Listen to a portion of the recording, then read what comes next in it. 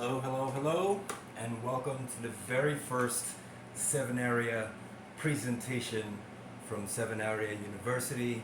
My name is Israel Joseph. I am the founder and director of Sevenaria University. It's great to have you here with us. First, I want to explain what Sevenaria is really about, what this university is really about. So, let me start by saying Sevenaria is a reflection of the original 7 planets and their respective powers that were visible to the ancients. The ancients beheld 7 lights. They included the sun and the moon as a planet, and these 7 lights, they understood, had power over people.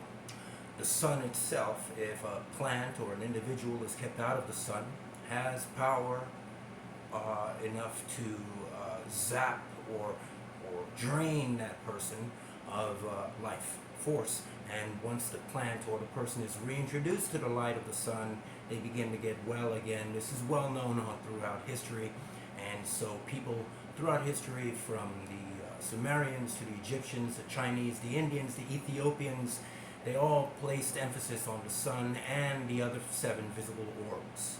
Now, there are 7 of them. So let's begin talking about what Sevenaria really is.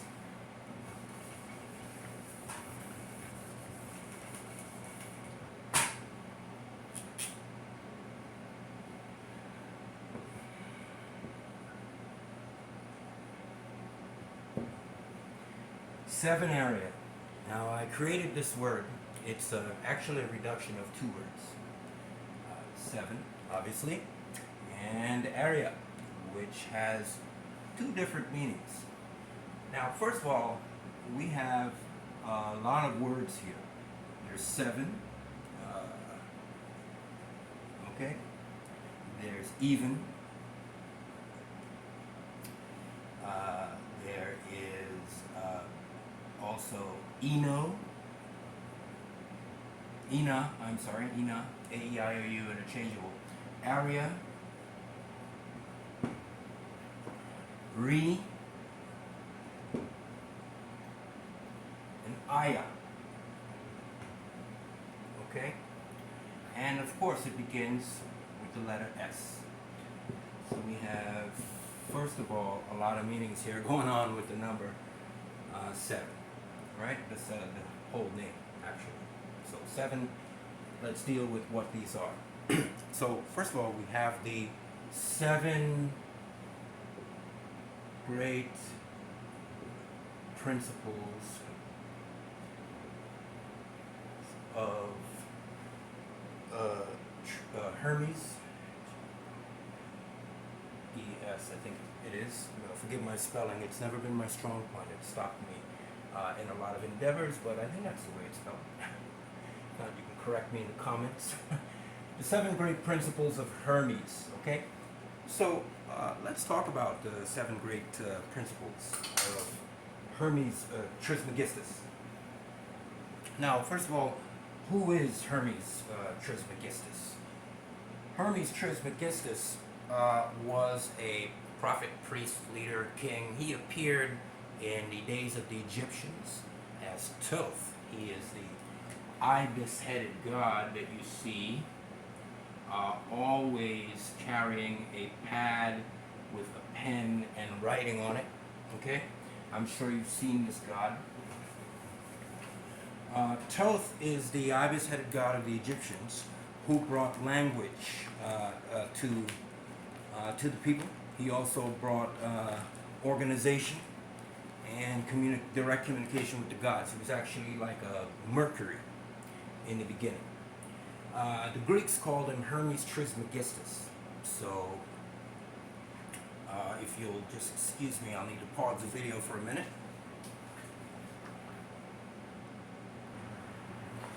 Okay, we're back. Excuse me. So, like I was saying, the Greeks called him Hermes Trismegistos. And Trismegistos, the word Trismegistos means 3 times great. Because he was 3 times great. He was great for many things, okay? teaching, wisdom, health, and many other things. They just summed it up into three. Okay, so Hermes Trismegistos gave us 7 great principles, 7 of them. Okay, the first is the principle of mentalism.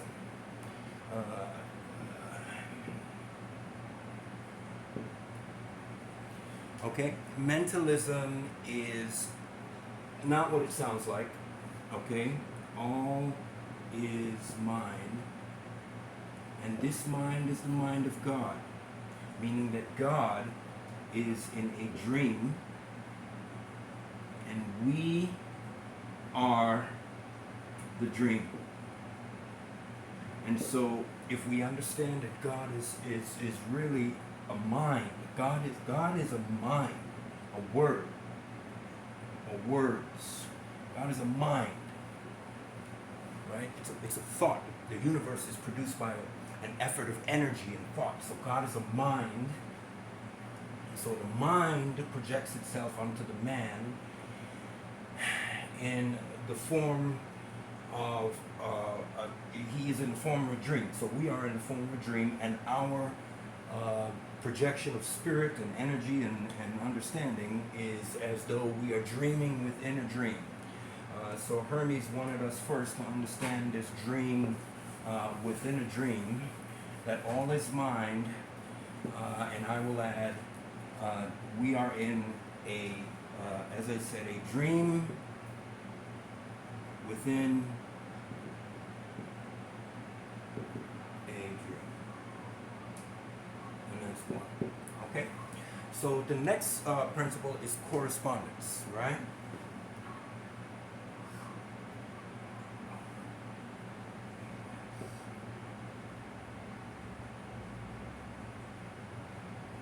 That's the next principle. It's correspondence. And, you know, correspondence has a lot of different meanings, okay? So it means that, in short, whatever you do here is reflected up there, and whatever's done there is reflected here. So it may sound like another one of his principles, as above, so below, but it's not quite that. It means it's more having to do with your actions. So actions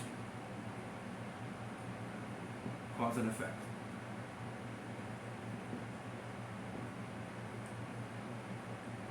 So this is principle number 2. Actions, cause, and effect. Okay? The next one is the principle of vibration.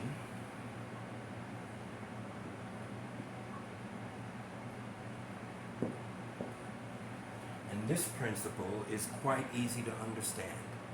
Everything is vibrating. Okay?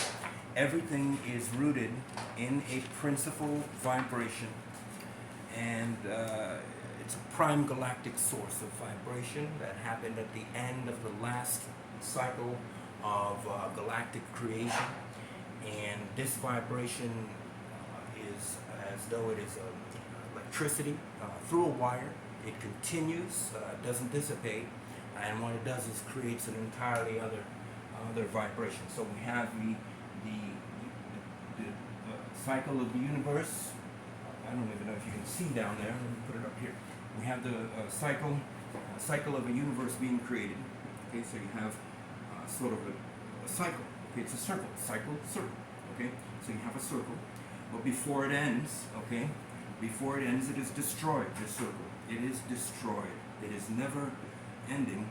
But the force, the life force, okay, the life force that runs in between this to keep all of these planets in orbit and different nature, all of these little worlds that are kept in orbit here between the time that this thing is existing, supernovas and everything else, this thing survives. It never dies. It survives. And what happens is it continues. It makes another link. It begins another path of creation until it itself forms the, and so what we have is a link, okay? We have a bunch of chains.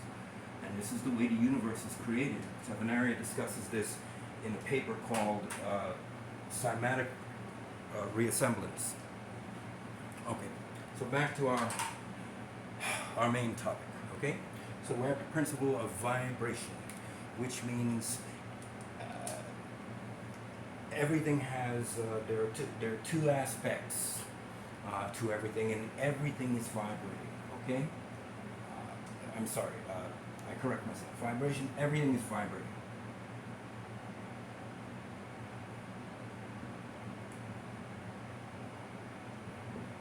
So if everything vibrates, vibration is like this board here. If everything vibrates, if I can attune this marker to the vibration of this board, I would write easier, and that's what I try to do. I don't stab the board and jump on it, because that would create a vibration which would make it harder, more difficult for me to write. So instead of writing everything vibrates, it means the answer is to tune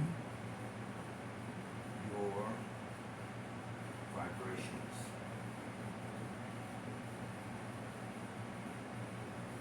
Tune your vibrations. Okay? That's really what the principle of vibration means. So you can see Hermes is making a lot of sense already, right? This all makes sense. These three make sense. Okay? So let's get into what the others are.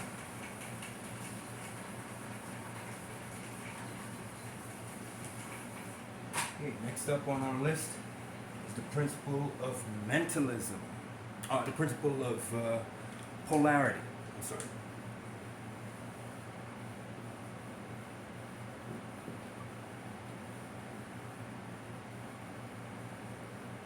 I spelled that wrong.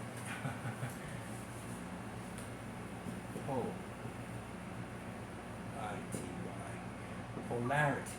Okay? So what is the principle of polarity? Well, this was discussed in one of my favorite films, Star Wars, The Force. The universe is built on a force, not on good or bad. It's built on a force. Now hear me. It's built on a force. This force is neither here or there. It is in the middle. There is negative here. There is positive here. In the middle, there is a semblance of negative and positive. Is there not? So this symbol in the middle is where we're trying to get to. We're either here or we're here. This force doesn't care where we are. If this is acting stronger, this force will pour into this.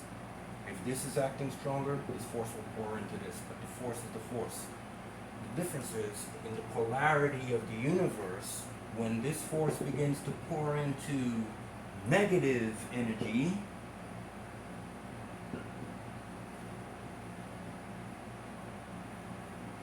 it begins to dissipate. It begins to turn to zero. It begins to turn to supernovas. And nova means no go. So you don't want your force, right? The force, the life force of all things, right? You don't want your force going into supernova. Because your force is your life. Okay? When it goes into a positive thing, at first it may seem to dip, but that is because it's only waiting to rise. So it rises on the positive force and it dips on the negative force. You understand? So there's a lot going on with the principle of polarity. Okay? So rising and so this middle part is here. We have one force, one force, one force, and there's a line that's going through them. And this is the principle of pole. This is the pole. Arity. Air. Arity. Air. Pole. Pole. Lid. The thing that is there constantly. The pole, instead of going this way, it's going this way. So the pole must be adjusted. It has to do with the previous principle of vibration. You adjust your vibration because everything is polarity. So in the end, what we're talking about is polarity, the principle of polarity, because it is literally, the universe is literally built on a pole. It's either good or bad, and you got to get somewhere in between there. So the fourth principle is polarity, and it means to adjust your position.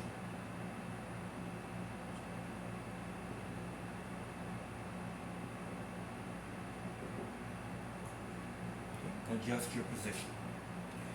Now the fifth principle is the principle of rhythm. This may sound obvious. It is obvious if you know what rhythm is. But you have to really know what rhythm is. Rhythm is the balance between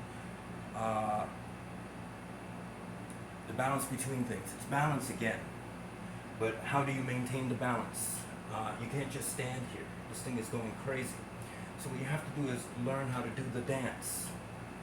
So rhythm is a dance between the poles.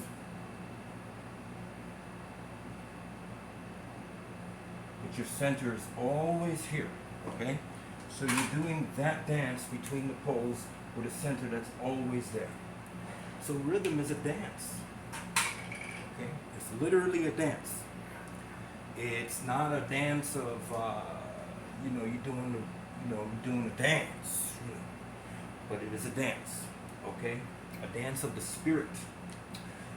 So the fifth principle is a dance of the spirit. You must learn how to dance and be in rhythm.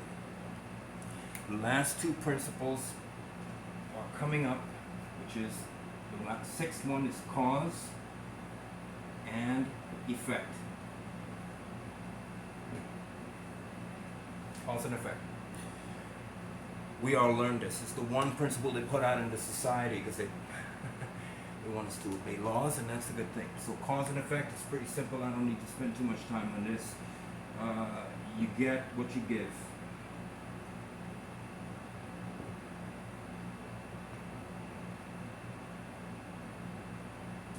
You get what you give.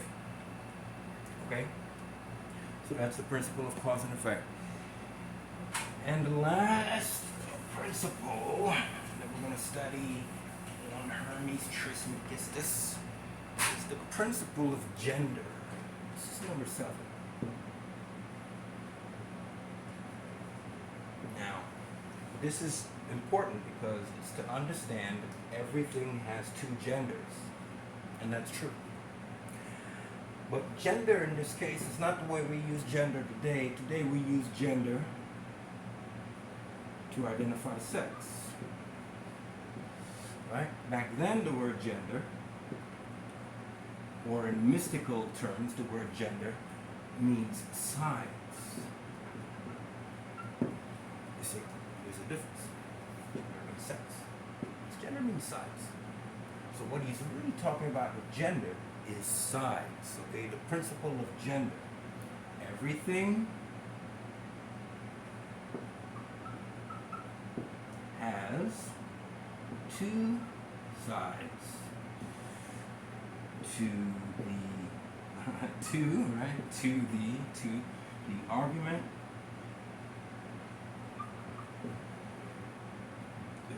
to the arrangement, to story, to case, on and on and on and on. Everything has two sides. So this is what the principle of gender is. Understand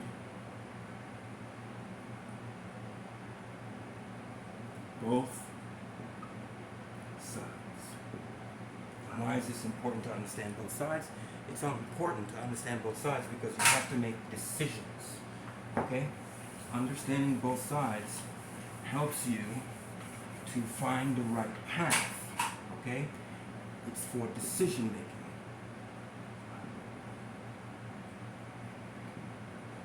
Okay? Decision making. And this is the 7, one of the most important 7s in seminaries, decision making. Okay? We're at a point of decision. In 2012, in 2012, the sun passed over the galactic equator. The galactic equator. The sun is traveling northward as we are following behind it. You see? This is Mercury. This is Venus. This is the Earth. Mars. Jupiter. You understand? We're following behind the sun. And it is moving northwards. Okay? It's moving in a northwards direction. In the galaxy, okay, we're talking about the sun in the galaxy. Okay, so when it crossed over here, when it got past this point and traversed this intergalactic line here, right? This line, this border in the universe, called the galactic equator or the intergalactic equator, we had a shift in consciousness. Some of us picked it up, some of us didn't. We had a shift in society, we had a shift in a lot of things going on in the world, shift in powers, shift in everything, because everything before this was based on astrology and the sun, and so the sun is no longer in the position it was when a lot of these 2,000-year escapade into forming a new world was created. So we're on a different side here. The sun is no longer south of the equator, the galactic equator. It is now north of the galactic equator. And what does that mean? It means that, well, like I said, we're thinking differently. So we're having to make different decisions. And there's also something else happening, that the sun is now being seen by the Earth, okay, in the constellation of Aquarius, okay? And so we used to see it in there are other constellations, and we saw it in the constellation before this one, which was Pisces. This is the constellation of Jesus. This is the constellation of Jesus. 2,100 years.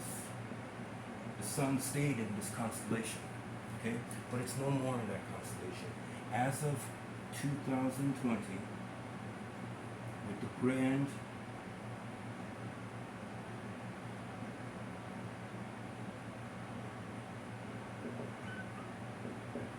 conjunction of Jupiter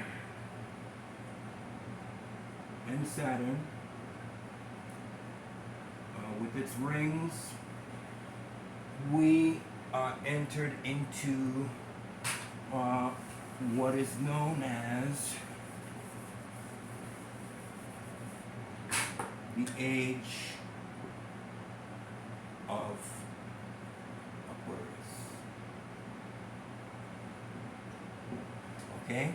So the sun, that's because, as I said, the sun is now pointing towards the constellation of Aquarius. Okay? We're now seeing that sun every day blocking Aquarius. We can't see it. You see the other signs during the night. But this sign we can't see, so it's in the house of Aquarius. And Aquarius now is interesting because the difference between, now this all has to do with principle of gender, okay? If you're following me, it's all about decision making. So the house of Aquarius is unique because Aquarius is an air sign. Pisces was not an air sign. An air sign means that you are going to get knowledge. And this word has the word know, now, know, and ledge, edge. See how many words we get out of knowledge? Isn't that crazy? And so if you know the ledge, you won't fall. Now the edge is closer. Know edge. Okay? So all of this knowledge, knowing the edge, okay, is upon us in the Age of Aquarius. Okay, the Age of Aquarius is here. And that's why the principle of gender is important. So all of that is why we're talking about 7 in the 7 area. So there are other 7s in the 7 area, of course, as well. 7 principles of Hermes, 7 visible planets, 7 seals in Revelation, the 7 horns and eyes of the Lamb